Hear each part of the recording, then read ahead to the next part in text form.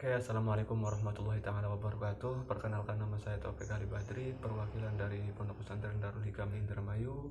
Saya akan mempresentasikan hasil magang dan pelatihan selama 4 hari yang lalu, yaitu inovasi dalam rencana usaha berbasis pelatihan dan magang yang sudah kami dapatkan.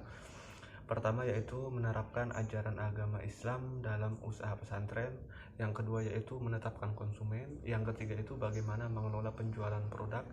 Selanjutnya yaitu bagaimana mengelola produksi, bagaimana mengelola pencatatan keuangan, dan yang terakhir yaitu bagaimana mengelola karyawan itu sendiri. Kami ucapkan terima kasih untuk instruktur dan seluruh stakeholder yang sudah bekerja keras dalam pelatihan dan magang. Yang pertama yaitu menerapkan ajaran agama Islam dalam usaha pesantren. Ada dua nilai yang kami terapkan dalam usaha pesantren, yaitu yang pertama adalah kebermanfaatan. Kami berharap dengan adanya usaha ini bisa menjadi manfaat untuk pesantren itu sendiri, para santri, para ustadz, para kiai, dan masyarakat sekitar pesantren. Yang kedua yaitu nilai kejujuran. Tidak akan maju suatu usaha jika tidak dibarengi dengan nilai-nilai kejujuran.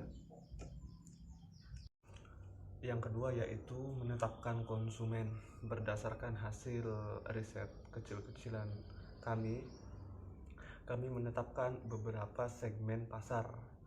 Yang pertama yaitu masyarakat umum pecinta pedas, yang kedua yaitu anak kos atau kawasan pendidikan, yang ketiga yaitu kawasan industri, yang keempat yaitu pegawai ASN atau pegawai swasta, yang kelima yaitu TKI, yang keenam itu santri itu sendiri, dan yang ketujuh pedagang makanan pedas. Yang ketiga yaitu bagaimana kita mengelola penjualan produk. Dalam mengelola penjualan produk ada beberapa tahap yang kami lakukan, yaitu yang pertama adalah riset pasar dan kita melakukan mapping. Yang kedua yaitu kita menentukan segmentasi pasar. Yang ketiga yaitu melakukan data pelanggan. Yang keempat yaitu promosi tepat sasaran dengan hasil riset dan mapping. Dan yang kelima yaitu reward pelanggan agar semakin loyal. Begitu kira-kira kita mengelola penjualan produk kami. Yang keempat yaitu mengelola produksi. Ada 4 tahap yang kita lakukan bagaimana kita mengelola produksi itu sendiri. Yang pertama yaitu pemilihan bahan baku yang baik. Yang kedua yaitu pemeliharaan peralatan produksi dan tempat. Selanjutnya yaitu mengutamakan K3 yaitu kebersihan, kesehatan, dan keselamatan. Selanjutnya yaitu pelatihan dan pengembangan karyawan. Dan yang terakhir yaitu penjadwalan produksi itu sendiri. Dan yang terakhir yaitu mengelola karyawan. Ada 4 poin dalam mengelola karyawan. Yang pertama yaitu perekrutan karyawan berdasarkan skill dan attitude. Yang kedua yaitu menciptakan lingkungan kerja yang nyaman untuk karyawan. Yang ketiga yaitu pelatihan karyawan baik soft skill maupun hard skill. Dan yang terakhir yaitu penghargaan untuk karyawan yang rajin.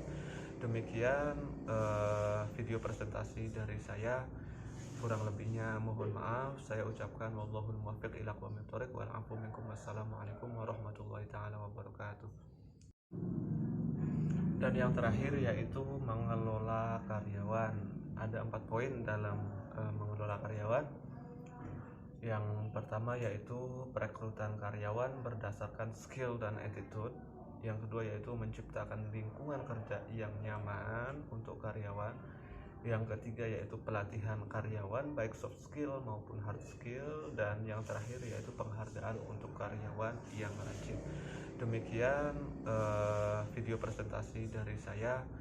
Kurang lebihnya mohon maaf. Saya ucapkan wallahul muwaffiq ila aqwamit thoriq wal afu minkum. Wassalamualaikum warahmatullahi taala wabarakatuh.